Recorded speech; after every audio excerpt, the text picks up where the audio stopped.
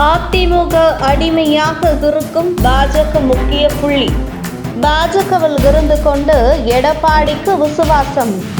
யார் அந்த முக்கிய புள்ளி தெரியுமா? பாஜக நோட்டாவுடன் போட்டி போட்டு கொண்டிருந்த கட்சி.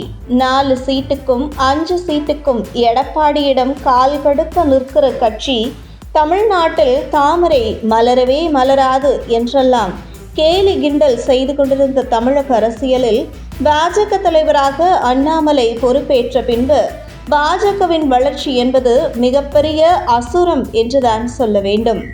அந்த வகையில் கடந்த 2024 பாராளுமன்ற தேர்தலில் 5 சீட்டுக்கு 4 சீட்டுக்கு யாரிடமும் போய் கை கட்டி நிற்காமல் பாஜக தலைமையில் கூட்டணி அமைத்து தேர்தலை சந்தித்து பல இடங்களில் அதிமுகவை 3ஆம் இடத்திற்கு தள்ளி 2ஆம் இடம் பிடிக்க வைத்ததில் முக்கிய பங்கு அண்ணாமலைக்கு உண்டு. அந்த வகையில் சுமார் 18% வாக்கு வங்கியை கடந்த 2024 தேர்தலில் அண்ணாமலை தலைமையிலான பாஜக நிரூபித்துள்ளது.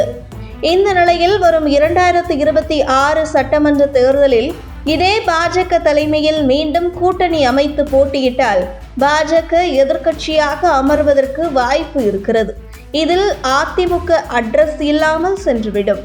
மீண்டும் திமுக ஆட்சியை பிடிக்கும் என்பதுதான் இன்றைய அரசியல் பார்வையாளர்களின் கருத்தாக இருக்கிறது.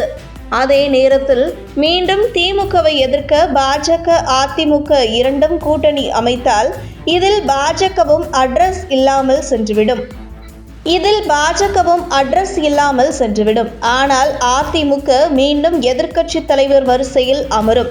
அதிமுக பாஜக கூட்டணி அமைந்தாலும் கூட மீண்டும் திமுக தான் ஆட்சிக்கு வரும் என்பது அரசியல் பார்வையாளர்களின் கருத்தாகவும் இருக்கிறது. இப்படிப்பட்ட அரசியல் சூழலில் பாஜக எதிர்க்கட்சியாக அமர்ந்தால் நமக்கு என்ன லாபம்?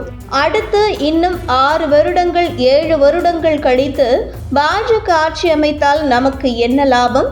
இப்போதைக்கு நமக்கு என்ன லாபம் என தனது சுயநலத்தோடு சிந்திக்கக்கூடிய பாஜகவில் இருக்கும் ஒரு சில முக்கிய புள்ளிகள் எடப்பாடியின் அடிமையாகவே மாறிவிட்டார்கள் என்பது அவர்களின் பேச்சின் மூலம் வெளிப்படுகிறது. குறிப்பாக பாஜக முக்கிய புள்ளியின் சில பேட்டிகளில் பாஜகவில் இருந்து கொண்டு அதிமுகவுக்கு காட்டும் விசுவாசமும் அண்ணாமலை தலைமையிலான பாஜக வளர்ச்சியை பொறுத்து கொள்ளாமல் அவர்களுக்குள் இருக்கும் வன்மமும் வெளிப்படுகிறது.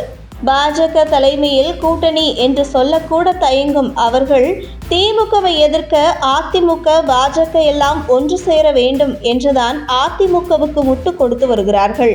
அதாவது பாஜக தலைவர் அண்ணாமலை 2026 பாஜக ஆட்சியை பிடிக்கும் என்று சொல்கிறார்களே, அதை உங்களுக்கு சொல்ல என்ன தயக்கம் என்று கேட்டால் கூட அதற்கு டெல்லி தான் பதில் சொல்ல வேண்டும் என மழுப்பலான பதில்களை சொல்லி முழுக்க எடப்பாடியை எப்படி முதல்வராக்க வேண்டும், எடப்பாடியை எப்படி எதிர்க்கட்சி தலைவராக்க வேண்டும், அதிமுகவுடன் கூட்டணி அமைத்தால் நமக்கு என்ன லாபம் என்றுதான் ஒரு சில தலைவர்கள் பாஜகவில் இருந்து கொண்டே செயல்பட்டு கொண்டிருக்கிறார்கள் என்பது அவர்களின் பேட்டிகளை பார்க்கும்போது பாஜக தொண்டர்களுக்குமே மிகப்பெரிய வருத்தத்தை ஏற்படுத்தி வருகிறது. குறிப்பாக தமிழகத்தில் கூட்டணி இல்லாமல் ஆட்சியே அமைக்க முடியாது, தனி ஒரு கட்சியாக ஆட்சி அமைக்க முடியாது என்று பாஜகவில் இருந்து கொண்டே பாஜகவை குறைத்து மதிப்பிட்டு பேட்டி கொடுக்கும் ஒரு சிலருக்கு தெரியாதா என்ன?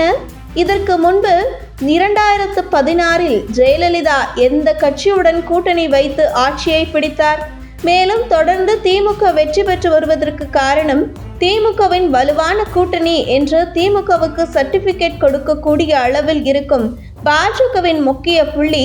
திமுக என்கின்ற சக்தியை எதிர்க்க அதிமுக பாஜக இணைய வேண்டும் என்று ஒரு உப்பு சப்பு காரணத்தை பேசுவதும், குறிப்பாக பாஜகவை தனித்து நின்றால் கரை சேராது என்கின்ற ஒரு பிம்பத்தை உருவாக்குகிறார் அதிமுகவுக்கு முட்டு கொடுக்கும் அந்த முக்கிய புள்ளி.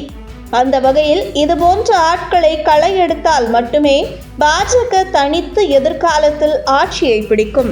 மேலும் பாஜகவில் இருந்து கொண்டு அதிமுகவுக்கு விசுவாசம் காட்டி எடப்பாடிக்கு சொம்படித்து கொண்டு பாஜக தலைவர் அண்ணாமலை முதுகில் குத்துவதற்கு பதிலாக அதிமுக அடிமையாக இருக்கும் அந்த பாஜக முக்கிய புள்ளி பாஜகவில் இருந்து விலகி நேரடியாக அதிமுகவிலேயே இணைந்து கொண்டு அதிமுக கொள்கை பரப்பு செயலாளர் பதவி வாங்கி எடப்பாடிக்கு ஆதரவாக பிரச்சாரம் செய்யலாம்.